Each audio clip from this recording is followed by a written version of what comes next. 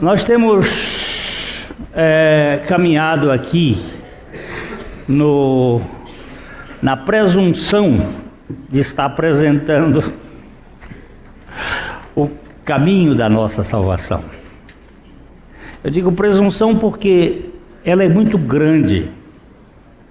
É uma tão grande salvação que nós não somos capazes de descrever a vastidão, a grandiosidade desta salvação. E nós fomos salvos, nós estamos sendo salvos e nós seremos salvos. Antes de começar, eu vou fazer uma colocação aqui.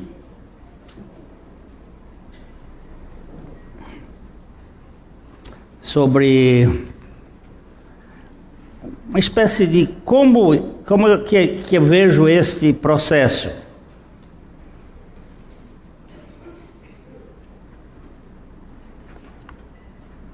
Vou ver se tem algum erro aqui de pichote. E tem sim. Erro de pichote é muito comum.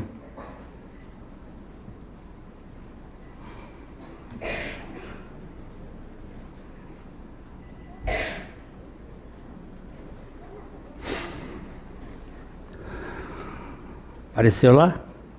Ainda não? Apareceu lá? Ainda não? Nada? Eita. Mas aqui já está ligado aí. Agora é vocês. O erro é de seu. Agora deu, né? Aqui nós vemos... 3 caixotes. Nós vamos olhar para isso e vamos ver se a gente depois entende. Vamos ler aqui primeiro. Deus é Espírito, e importa que os seus adoradores o adorem em espírito e em verdade. Deus é Espírito. É uma realidade que nós não sabemos definir.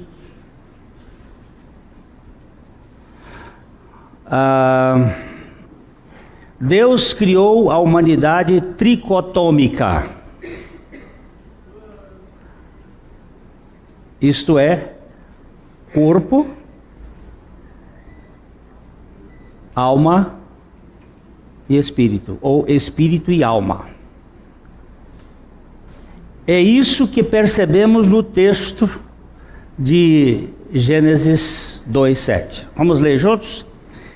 Então formou o Senhor Deus ao homem do pó da terra e lhe soprou nas narinas o fôlego de vida, e o homem passou a ser alma vivente. Tudo nos mostra que o pó movido a fôlego divino torna-se uma alma vivente. Então Deus fez o corpo aqui do pó da terra, isto é o corpo. Ele soprou no homem o espírito, ou o fôlego das vidas, espírito, e o homem tornou-se alma vivente. Ok? Corpo é pó, espírito é o sopro de Deus, a alma é a relação entre os dois. A alma, ela se conecta com o corpo e se conecta com o espírito.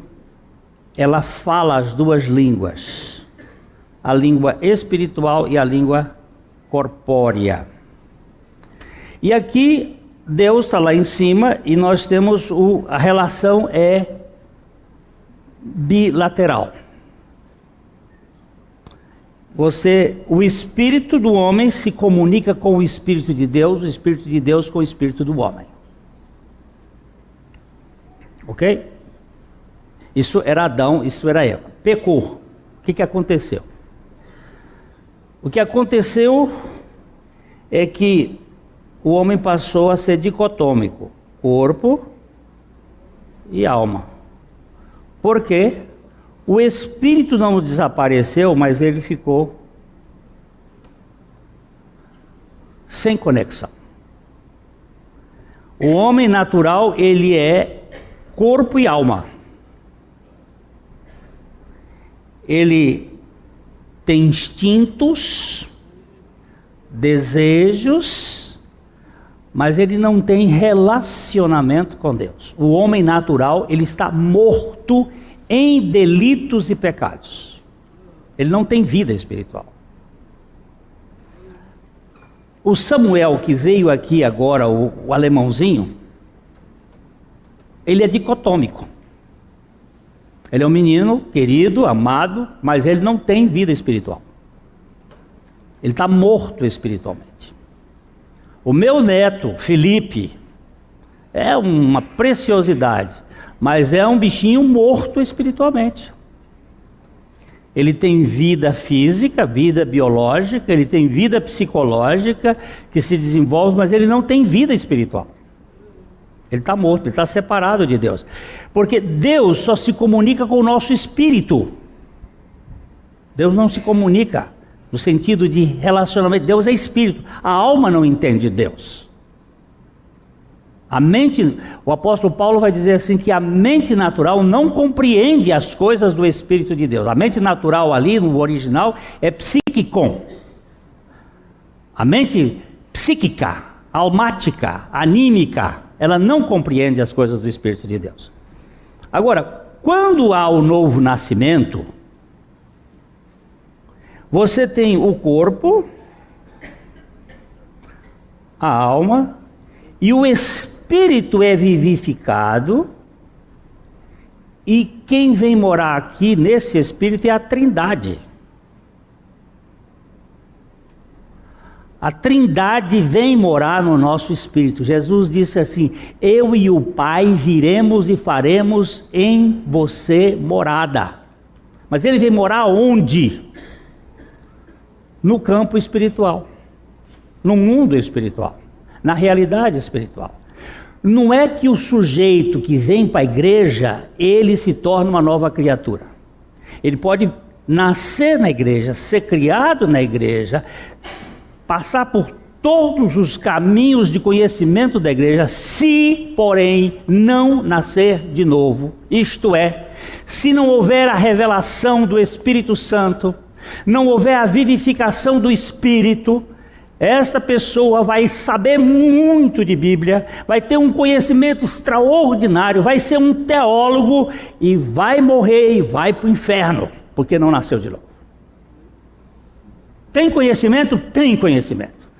É professor de Bíblia? É professor de Bíblia. Mas ele não tem relacionamento com Deus. Deus é Espírito. E importa que os seus adoradores o adorem em espírito e em verdade. Então nós precisamos entender essas coisas, que não são, isso não é a mesma coisa educar a criança na igreja do que educar a criança no caminho que ela deve andar. O caminho que ela deve andar não é o caminho de um sistema religioso, é Jesus que é o caminho, a verdade e a vida. Ele é o caminho. Então Deus não soprou em nenhum animal o seu fôlego ou o seu espírito. Cachorro não tem espírito. Vaca não tem espírito. Eles têm alma. Grilo não tem espírito. Espírito e alma de grilo é chata. E quando ele começa a cantar a noite toda, cri, cri, cri, cri, cri, cri, cri, cri, cri, cri, não crê nunca. É insuportável. É a mesma coisa que os que não nasceram de novo, que ficam cri, cri, cri, cri, mas só falando de murmuração. É uma Uma chatice, é o coral do sapo. Esse coral tá lindo. Espero que não tenha nenhum sapo aí. Só canários.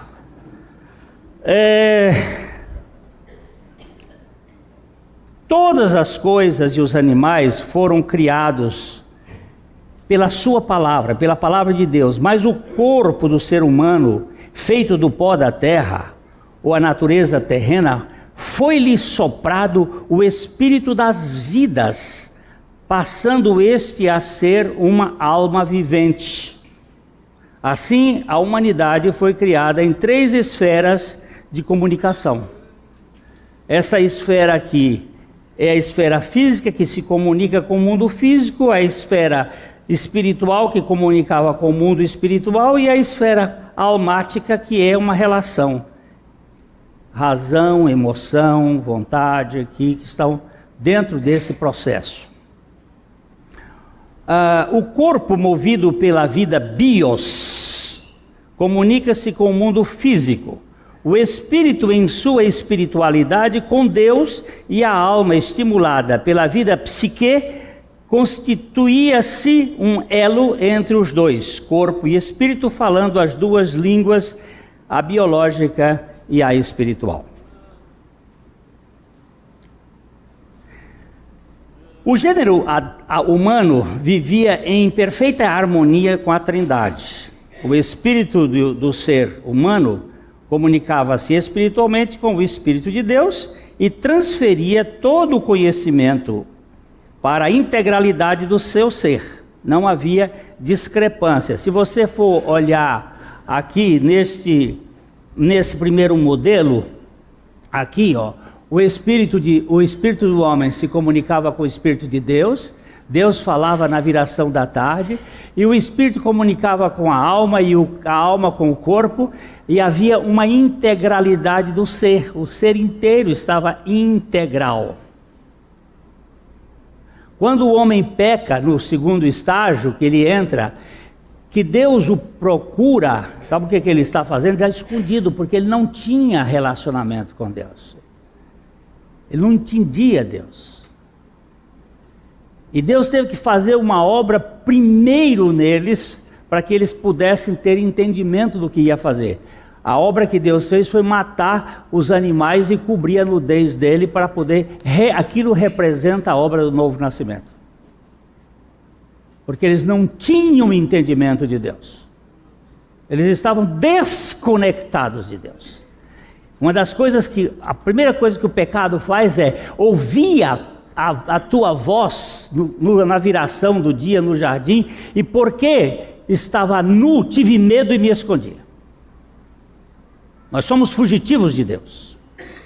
Agora, quando nós somos salvos e que o Espírito é vivificado e a Trindade vem morar, a nossa alma, eu vou botar aqui uma coisa, é o seguinte: a nossa alma, que estava toda poluída com a história dela, porque a história da alma começa lá com o jardim, com a queda, e ela vem pela genética. Eu trago aqui dentro de mim memórias celulares genéticas que eu não posso imaginar, de pai, de avô, de bisavô, de trisavô, de tetravô, de pentavô, de hexavô, de septavô, de octavô, e tem gente para trás.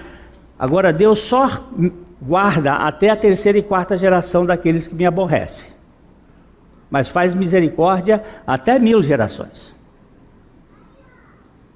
Por que o judeu ainda não foi para o cacete? Porque ele está debaixo da bênção de Abraão, e de lá para cá só passaram 100 gerações. Então eles têm 900 gerações para fazer ainda a molecagem, que eles serão abençoados na bênção de Abraão. Agora, tem os castigos, que não é preciso quebrar a maldição não, mas que tem castigos genéticos que estão aí, não só talidomida, e não só sífilis, não só algumas coisas que a gente toma e remédios e passam de gerações, mas também os nossos traumas psicológicos que são passados e vividos da barriga da mãe e na genética.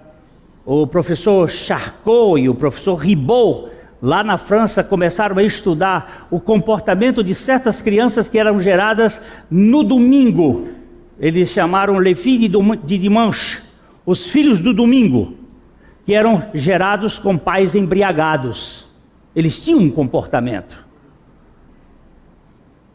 Porque se a gente pensa que não influencia, influencia. Eu me lembro de uma vez que eu atendi um casalzinho lindo, lindo, lindo. Esse casal estava em desespero. Uma criança de uns 11 meses, uma menina linda, de olho azul, bonita, bonita, cega, surda. Eles foram para Boston, foram lá para o Children's Hospital, descobriram que a menina tinha cocaína nas células. Você pensa que você enfiou no seu nariz e acabou? Isso passa para o sangue, isso passa para o corpo, isso passa. Uma criança de 11 anos com cocaína no organismo?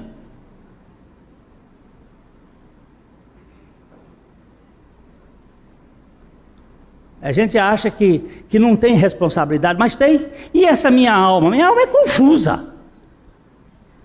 É cheia de traumas, de abusos, cheia de problemas, cheia de cultura familiar. As culturas familiares cheias de não me toques. Tem umas famílias que não pode, é tudo segredo, é fechado, é 7 chaves. E adoece. Essa semana foram 2 pastores que se suicidaram. Um no Rio de Janeiro e o outro aqui em Cordélio Procópio.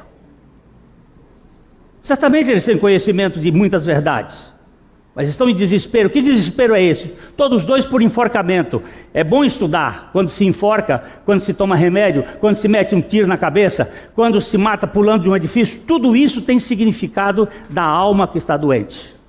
Não é uma alma simplesmente de qualquer jeito. Ele está chamando a atenção para alguma dor. Minha alma é confusa, minha alma é problemática. Igreja é o lugar onde os almáticos chegam com as suas dores e não conseguem se expressar e ser curados e salvos, porque tem medo de se abrir, e as fofocas comem, e os maledicências, e aí o pobrezinho fica se arrastando pelo resto da vida, mesmo salvo no espírito, mas não consegue ser salvo na alma, porque a alma se esconde, tem medo de se abrir. Como é que vai se abrir? O sujeito meter a boca e sair daí dizendo, ó, aquele lá é isso, aquele lá é aquilo, aquele lá, e aí o bichinho fica lá dentro. O gênero humano vivia em perfeita harmonia com a Trindade. O espírito do ser humano comunicava-se espiritualmente com o Espírito de Deus e transferia todos os conhecimentos para a integralidade do seu ser. Não havia discrepância ou desarmonia. Mas quando como é que você vai chamar essa mulher aí? Como é que você chama ela aqui? Bendita ou maldita? Serpente. Ela tem um nome na mitologia grega, mitologia hebraica. Ela tem um nome. Ela tem um nome hoje utilizado dentro do campo do mundo espiritual oculto. É Lilith.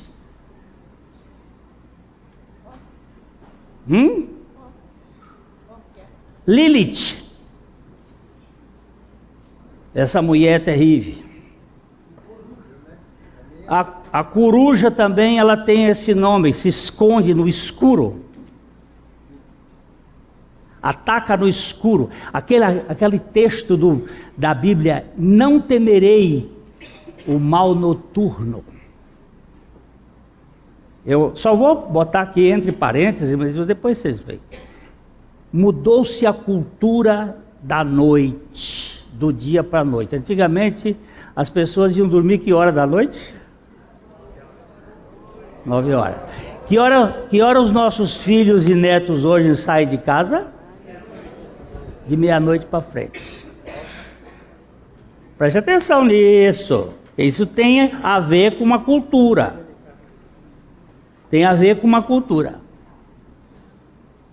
Preste atenção nesse troço. Não fica achando que é bem. Todo mundo tinha que dormir cedo, igual galinha. Agora, hoje, tudo na coruja. Mas a serpente, quando a serpente seduziu a alma do casal, eu não quis botar a alma da mulher, porque não foi só a mulher que foi seduzida. A mulher foi enganada. Mas o homem, ele fê-lo porque quê-lo. Aquela, eu filo porque quilo do Jânio Quadros, né? Naquilo que seria o desejável para dar entendimento. Houve uma ruptura entre o espírito do ser humano e o espírito de Deus, e a raça humana entrou em colapso na esfera espiritual. Daí em diante temos uma humanidade desconectada espiritualmente de Deus, porém vivendo por sua alma caída e caótica, fingindo espiritualidade. Mas não há vida espiritual no ser humano pós-pecado. Não tem. Ele pode fazer esses cultões assim muito emocional, é a alma dançando, a alma é interessante, ela faz coisas que ela tem os poderes kundalínicos, os poderes de Grayskull, os poderes da serpente, ela tem aquilo e faz coisa, hiperestesia, telepatia, faz adivinhação. Esses profetas que tem por aí fazem coisas, e aí a pessoa fica, todo mundo, olha que irmão espiritual. Meu irmão, se você soubesse o que é espiritual, você não diria isso. Você ia estudar Jesus e ver como é que Jesus fazia as coisas. Quando Jesus fazia um milagre, ele se escondia, saía de trás e dizia, não fale para ninguém. Não chamava atenção. Eu nunca vi tanta mulher verde hoje aqui. Não é costela de Adão?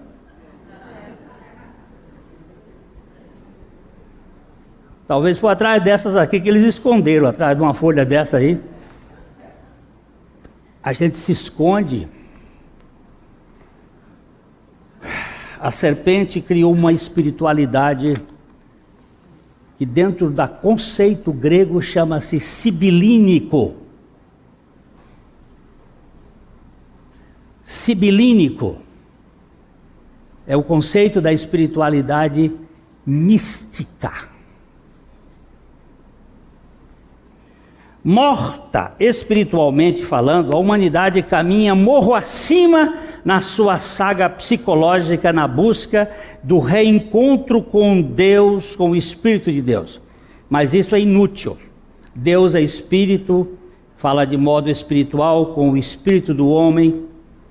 Separado de Deus, a raça adâmica fomentou a religião anímica na tentativa de se religar com o seu Criador. Domingo que vem é o que dia? 24? O que aconteceu no dia 25? O que aconteceu no dia 25 de dezembro? Como pensaram? O que aconteceu no dia 25 de dezembro? Não quer falar? Não foi o nascimento de Jesus, não. Foi o nascimento de Tamuz, o filho de Samiramis. O filho de Samiramis com Nimrod. Vocês ouviram uma deputada falando sobre a cultura do incesto? Como é que ela chama a deputada? Érica o quê? Cocai. Vocês não viram, não? Procure depois ver isso. Sobre a cultura do incesto. De quem é essa cultura do incesto? É o filho que se relaciona com a mãe. Não é só entre os gregos, Jocasta com Édipo, não. É Samiramis com Nimrod, gerando Tamuz. E há toda essa cultura do Natal que nós nem sabemos. Eu fico, às vezes, muito irritado quando eu vejo aquele velho paspalho com aquela cara de bobão, enchendo as casas dos crentes ignorantes, e na minha também. Já briguei esse ano lá em casa, porque apareceram de perna aberta lá. Eu disse assim: o que esse velho está fazendo aqui em casa? Eu quero o cordeiro, não quero esse idiota não, que só presenteia quem é bonzinho. Eu quero aquele que morreu pelo perverso. Eu quero aquele que não recebe glória nenhuma dos homens, mas que todas as coroas têm que ser colocadas nos pés dele. Parece que isso a gente pensa que é bobagem, mas vai entrando devagarzinho e vai tomando conta. Lá no meu bairro tem uma senhora que o travesseiro tem Natal, a fronha, como é que chama? O que cobre por cima? A colcha tem, os guardanapos tem, o tapete tem. Aí o marido dela disse para outro dia para uma pessoa: eu quero encontrar esse velho em algum lugar, que eu quero dar um cacete nele, porque ele lá na minha casa está invadido desse velho. E eu disse para ele assim: olha, eu também sou doido para dar uma surra nesse velho idiota. Eita, eu não chamo ele de papai não, Palermo Noel. Temos que perceber que as religiões são caminhos inadequados da alma na presunção de se religar com Deus no topo da montanha. Todas, porém, sem sucesso. Deus é espírito e só se comunica com o espírito do ser humano. Por isso é preciso, antes de tudo, que a pessoa seja vivificada por Deus para que possa se relacionar com Deus. Se não for vivificada, não vai ter relação com Deus. A vivificação do Espírito precede qualquer relacionamento com Deus. Apenas os regenerados no Espírito podem buscar a Deus espiritualmente. Sem o nascimento do alto, não haverá vida espiritual do alto. Mas o novo nascimento é apenas a primeira parte da obra salvadora, onde Deus realiza sozinho essa obra em favor do seu povo. Para David W. Dyer, quase a maioria dos crentes hoje equipara a palavra salvação a ser nascido de novo. Para eles, estas palavras são sinônimos em seu significado e uso. Eles tomam as expressões ser salvo e ser nascido de novo como tendo exatamente o mesmo significado. Eu também concordo com ele. A salvação, entretanto, ela vai bem mais adiante. Como temos visto aqui nesses estudos, cremos que a salvação de Deus tem 3 tempos: passado, presente e futuro. Eu fui salvo no meu espírito da condenação do pecado, por meio da obra de Cristo. Eu estou sendo salvo na minha alma do poder do pecado, por meio da vida de Cristo e em mim, e eu serei salvo da presença do pecado por meio da vinda de Cristo, quando Ele me der um novo corpo glorificado. Vamos aqui, ó. Eu fui salvo, aqui já não tem mais condenação. Eu estou sendo salvo e eu serei salvo aqui no meu corpo. Eu tenho artrose, eu tenho pressão alta, eu tenho desgaste musculares, o meu homem exterior está envelhecendo,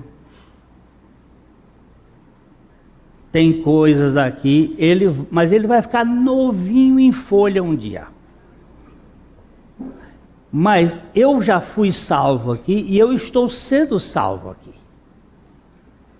Essa salvação aqui é contínua e essa aqui também será um ato.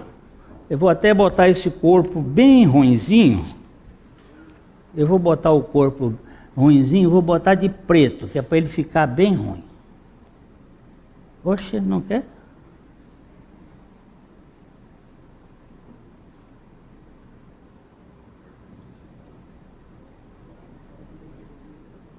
Não quer ficar ruim, não. Deixa ele aí. Mas o corpo está cheio de doenças, né? Eu vejo a irmã Íngrida, ali com as perninhas dela, tem que vir de cadeira de roda. Ela gostaria tanto de estar correndo na maratona de São Silvestre, né? Mas não tem jeito, o corpo vai adoecendo. Mas um dia ela vai receber um corpo glorificado. Mas como é que vai ser isso? Isso vai ser quando Jesus voltar. Então vamos aqui rapidinho. Como temos visto aqui nesses estudos, cremos que a salvação de Deus, tá. Ser nascido de novo é o primeiro evento em uma genuína experiência cristã. Esse processo inicial, envolvendo fé, arrependimento e a recepção da Trindade em Cristo, é a maneira de estarmos, ou de entrarmos na família eterna de Abba. Depois vem a salvação da alma. Uma vez regenerados em nosso espírito, a Trindade vem morar nesse espírito, porém a alma e o corpo ainda requerem os efeitos da salvação. Se nós fomos salvos da condenação do pecado em nosso espírito, precisamos ainda da salvação do poder do pecado em nossa alma, agora, no presente, e isto é um processo contínuo.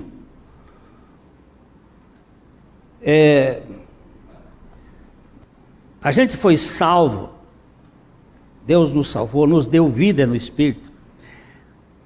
Mas você teria coragem de ver os seus olhos se transformar num projetor e projetar seus pensamentos aqui na tela?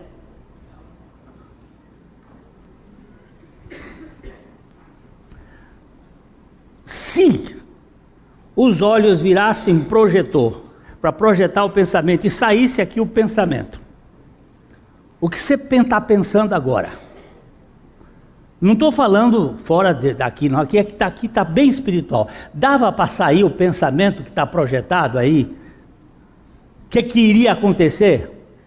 Se os outros soubessem o que eu estou pensando? Porque a nossa alma está muito cheia de poluições. E agora o Espírito Santo tem que limpar isso aí. Eu estou ouvindo uma ilustração de um pregador inglês. Ele disse que o filho dele comprou um carro antigo. E ele parava o carro na garagem dele. E o carro estava vazando o óleo. Então ficavam aquelas manchas. E ele passava produtos para limpar, mas você sabe que óleo que cai em pedra, não é? E ele começou a criticar o filho dele, porque o carro estava sujando muito aquilo. Filho, precisa dar um conserto desse carro. Ele consertava, mas carro velho vaza por um bocado de lugar. Isso é na Inglaterra também, os problemas lá de troca é mais difícil, viu? Batman, não é? Lá o troço é... Aí de repente ele começou a perceber que o dele também estava vazando. Aí ele já não podia falar do caso do filho, porque o carro dele também, e ele disse, eu gastei muito dinheiro para limpar com produtos, mas não limpou, porque aquilo estava grudado. Então o único jeito foi mudar algumas pedras, tirar alguma coisa, porque aquilo fica impregnado. Então o Espírito de Deus agora vai tirar algumas coisas de nós, que são frutos de nossa alma adoecida. Uma vez regenerados em nosso espírito, a Trindade vem morar no espírito. Já li isso? O escritor aos Hebreus nos diz aqui em Hebreus capítulo 10, verso 39. Nós, porém, não somos dos que retrocedem para a perdição, somos, entretanto, da fé para a conservação da alma. A palavra conservação no grego é peripoieskiski. Tem o sentido de manter salvo.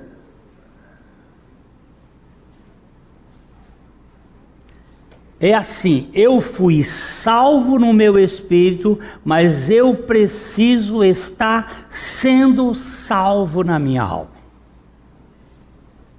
Eu preciso estar sendo desconstruído na minha alma. Você sabe qual é a diferença entre desconstrução e demolição? Alguém sabe? Pode me ajudar?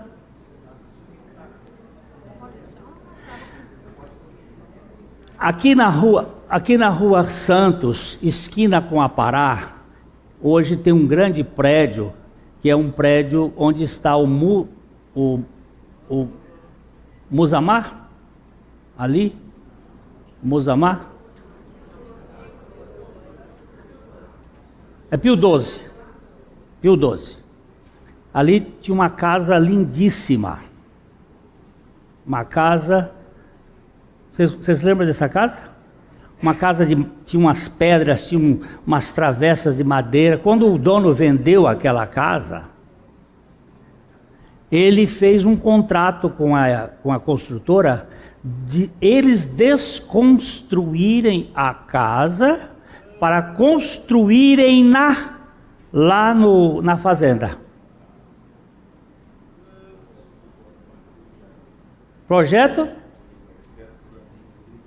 Zanin do Rio de Janeiro, Zanin, projeto dele, desmanchou aquela casa, e eu passei lá algumas vezes e vi um cara contando as pedras, e botando o número, 12, 14, porque ele pegou esta construção, desconstruiu e construiu outra vez, no outro lugar. Lógico que perdeu alguma coisa que ficou podre, alguma pedra que quebrou e tal, mas lá na fazenda ele construiu de novo a casa.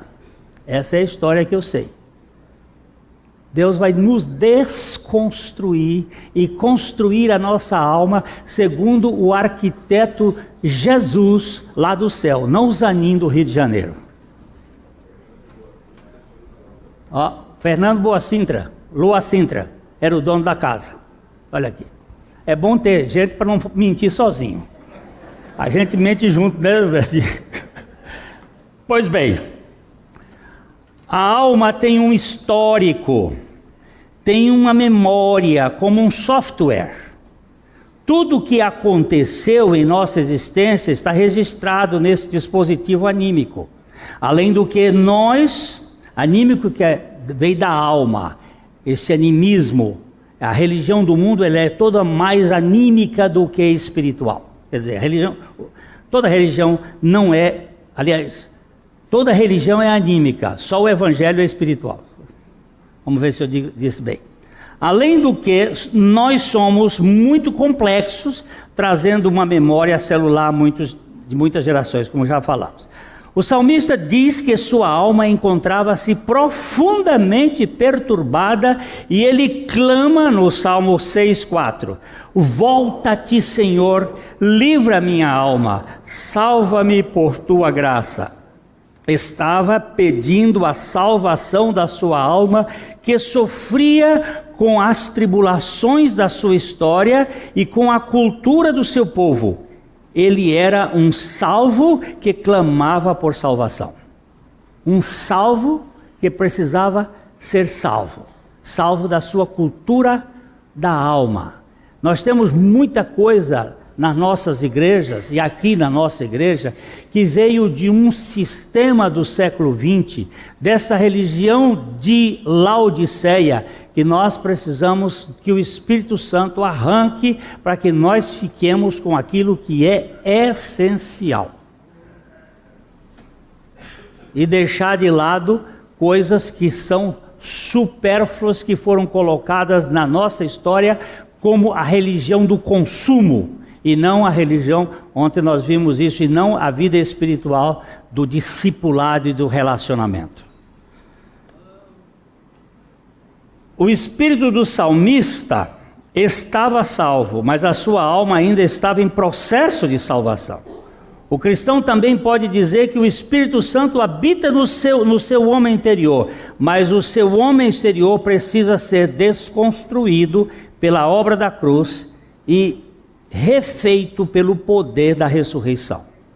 Nós somos salvos, mas carecemos ainda de ser salvos. A salvação do nosso espírito foi unilateral, foi o Espírito Santo, pois o Espírito Santo a realizou sem nossa participação efetiva, mas a salvação da nossa alma implica em nossa obediência. Fomos salvos pela graça, mas agora precisamos crescer em graça, e para crescer em graça temos que crescer para baixo, crescer em humildade e dependência do Espírito Santo. O crescimento espiritual é para baixo. Você não cresce para riba, você cresce esvaziando, descendo, cada vez mais. Eu sempre comparo o Rio Jordão como a via de crescimento espiritual. O Jordão sai lá do Monte Hermon, do degelo do Monte Hermon. O Monte Hermon está a 3.000 metros de altitude, e ele começa a descer, desce por dentro da terra, e começa lá no Banyan, na região, começa o riozinho, e vai descendo, passa pelo mar da Galileia, forma o mar da Galileia, e vai descendo, e entra no Mar Morto a 300 metros de profundidade abaixo do nível do mar. Ele sai de lá de cima e vai lá para baixo, vai para o lago, o Mar Morto, que é assim que nós caminhamos para o menos de nós e o mais de Cristo. É João dizendo, o menos de nós e o mais de Cristo. A salvação do nosso espírito foi unilateral, já leu? Deus é espírito e só se comunica com o nosso espírito para que pelo Espírito Santo nós sejamos salvos na alma, da nossa autoconfiança. Os maiores problemas do pecado na nossa alma são autodeterminação, autoestima, autoconfiança, que nos mantém soberbos, arrogantes, afoitos, atrevidos e desobedientes à palavra de Deus. Qual é o maior pecado da alma? Cachaça? Não, cachaça não tem problema. É fumo? Também não é problema. Qual é o maior problema? É adultério? Também não é problema. Qual é o maior problema? É matar? Também não é o problema. Qual é o maior problema da alma? Autoconfiança, autoestima. Você sabe quem eu sou? Sei, mas não vou dizer porque você vai ficar bravo comigo, porque você tem uma autoestima tão alta que se eu disser que quem é você, você vai ficar por aqui. Mas eu vou dizer quem eu sou. Aí você fica... Aí quando eu digo quem eu sou, ele diz, não é bem assim não. Você não é tão ruim assim. Não, isso é... Sabe, eu sou o pior, mas o melhor de tudo é que eu sou amado pelo Deus de toda graça. Aí isso muda tudo, porque eu não fico tentando defender os meus defeitos, porque eu sei que eu os tenho, mas eu posso dizer, aquele que me aceitou é demais. É demais. Não, Glênio, eu não concordo que você fica falando isto. Eu estou dizendo vozes que me procuram. Não fica falando isso porque você não é bem assim. Você não sabe.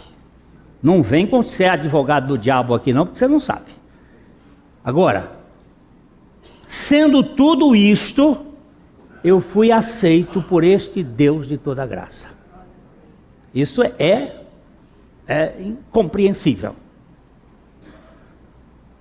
O processo da salvação da alma será percebido pelo quebrantamento interior e pelo nível de obediência voluntária na vida dos filhos de Deus.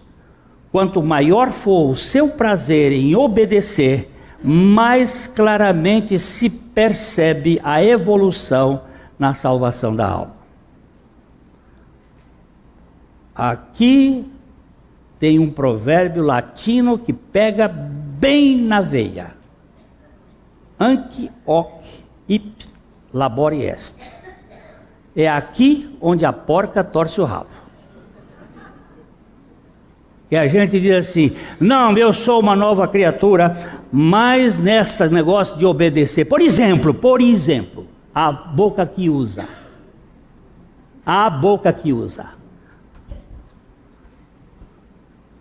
Não se afaste da sua congregação, como é costume de alguns.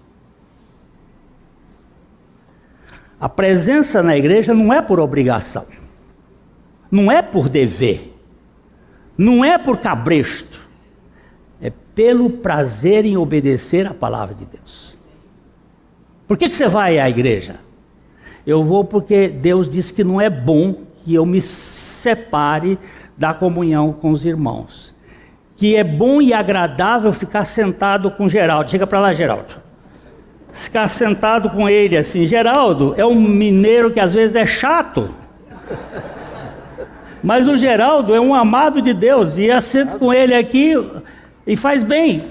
Quando eu dou um abraço em alguém, eu sou abraçado por essa pessoa. E isso para mim faz bem. Eu não sei se para você faz. Mas essa semana eu abracei uma família ferida, família toda ferida. O diagnóstico veio no abraço. Quando eu fui para abraçar a mulher, ela ficou de longe, porque ela tem medo. O medo já define. Abracei o marido, ele já veio mais para perto, e a filha bem longe. Aí nós fomos ver que ali estava a disfuncionalidade da família. Eles não se entregam porque ele tem medo. Aí, quando eu fui saindo, eu disse assim: tem coisa aí, meu amor? Para a mulher. Ela disse: tem. E as lágrimas rolaram.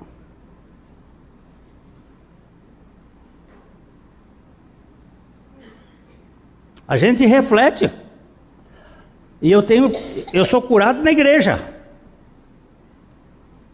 A igreja é instrumento de Cristo para a cura. Confessai os vossos pecados uns aos outros para ser curado.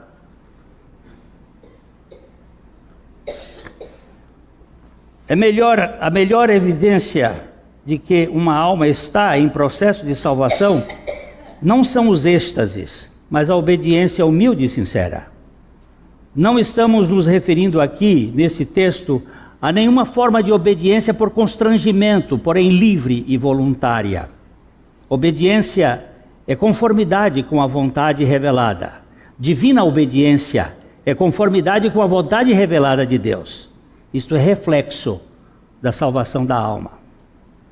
Cristo reivindica nossa obediência passo a passo, à medida que nos revela a sua vontade e nos dá o seu comando. Os seus mandamentos, diz a palavra de Deus em 1 João 5,3, os seus mandamentos não são penosos. E isto quer dizer, eles podem ser cumpridos por nós, os seus filhos. Eu vou contar uma pequena historinha aqui, já vou. Um dia, eu já contei isso aqui, um dia eu estava andando aqui no calçadão. Cheguei na frente do Banco do Brasil, tinha um grupo de irmãos, uns 5 ou 6, eu cheguei e os cumprimentei, e um deles disse: essa roda ficou pequena demais para mim. E se retirou. Essa roda ficou pequena demais para mim. E saiu. 2 deles viraram: o que foi, pastor? Eu disse: não sei. Alguma coisa tem. Vou orar. Quando estou orando, o Senhor diz: procura Ele. Porque minha Bíblia diz que se alguém tem alguma coisa contra você, quando você for orar, o Espírito Santo lhe mostrar, vai e procure o cara. E peça perdão para ele. Seja você culpado ou não. Aí eu liguei para o meu irmão Adolfo e disse: liga para o seu fulano de tal e pergunta se ele pode me atender. Eu não quero entrar numa conversa que ele... Aí o Adolfo ligou e ele disse: atendo. E aí eu fui lá, tal dia, no escritório dele, no centro.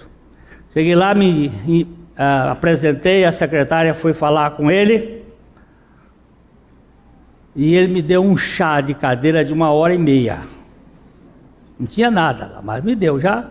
Isso já era sintoma de alguma coisa. Eu fiquei lá esperando. Quando eu entrei, ele sentado na cabeça, de cabeça baixa, disse: o que o senhor quer? Eu disse: eu não sei o que eu fiz, mas devo ter feito alguma coisa que lhe feriu. E eu vim aqui para lhe pedir perdão. E quando eu disse isso, ele levantou a cabeça e disse: você me ofendeu na igreja, contando a minha vida perante todo o público. Eu digo: eu não conheço nada da sua vida, e se o Espírito Santo disse alguma coisa que foi importante, leve isto a sério.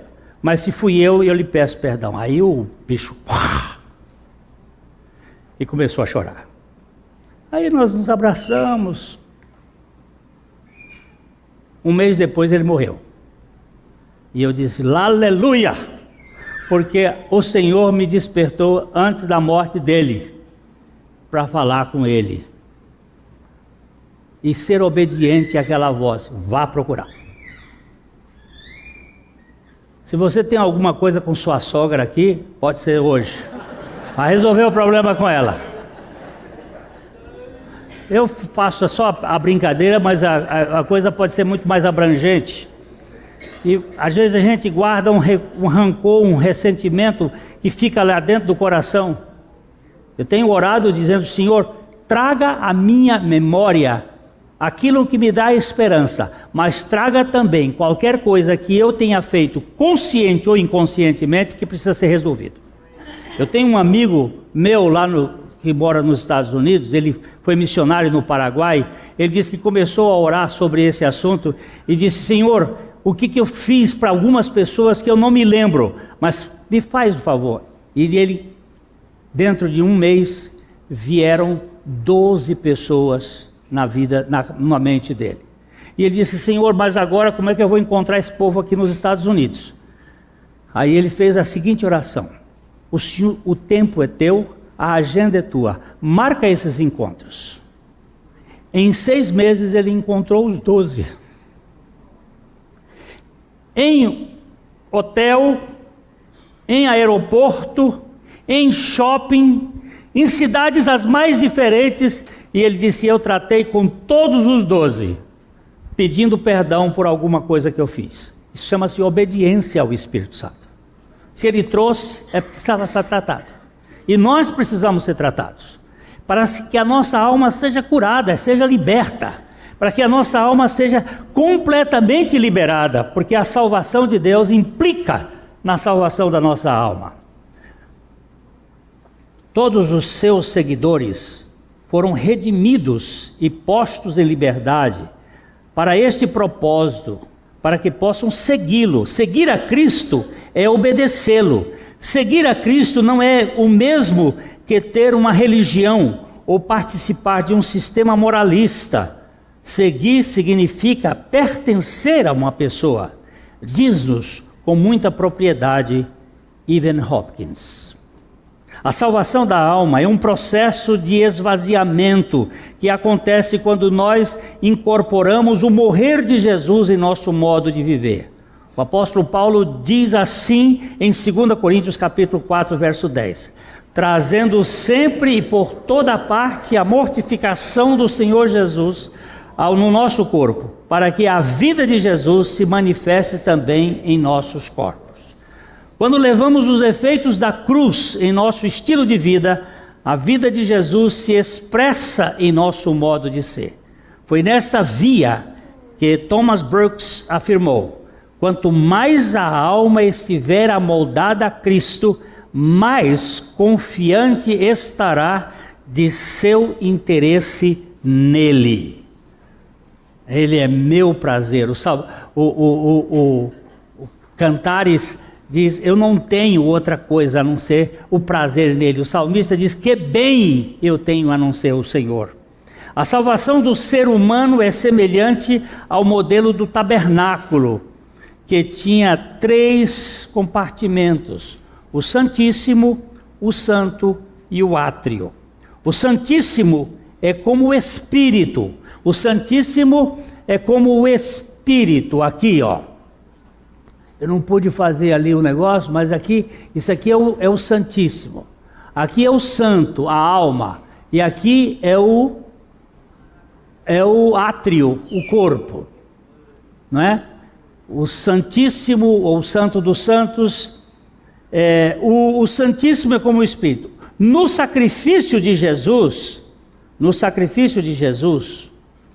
o véu que separava o Santíssimo do Santo se rasgou. Aqui, ó, ele se rasgou. Será que eu consigo? Vamos ver se eu consigo. Não, acho que não vou conseguir. Não vai conseguir. Ele tem, não sei como funciona, mas ali entre o espírito e a alma rasgou. Esse rasgar não é à toa. 2 coisas aconteceram. A primeira é que o sumo sacerdote perdeu o emprego. E a segunda é que meu espírito se conectou com a alma para ser curada, ser liberta. A vida espiritual passa para a vida da alma e vice-versa. A minha alma pode ir para o lugar secreto. No sacrifício de Jesus, o véu se rasgou, separou o Santíssimo do Santo, se rasgou. Isto pode significar que a vida do Espírito, no Espírito do crente, se infunda na alma, trazendo a santidade divina para esta alma que está sendo salva. Aquele que teve o Espírito vivificado e a Trindade veio morar no homem interior, tem as condições espirituais de corresponder em obediência ao processo da salvação da sua alma. E aqui, 1 Pedro 1,9 diz: obtendo o fim da sua fé, a salvação da sua alma. A alma sendo salva, e é por aí que você vai ver. Às vezes demora um pouco, né? A salvação da alma de Moisés demorou 40 anos. Mas Deus desconstruiu. A salvação da alma de Paulo, talvez 3 anos. Mas não terminou, porque isso continua. E a salvação é um processo. Nós vamos cantar ainda juntos aqui e louvar a Deus por esse Deus que salva gente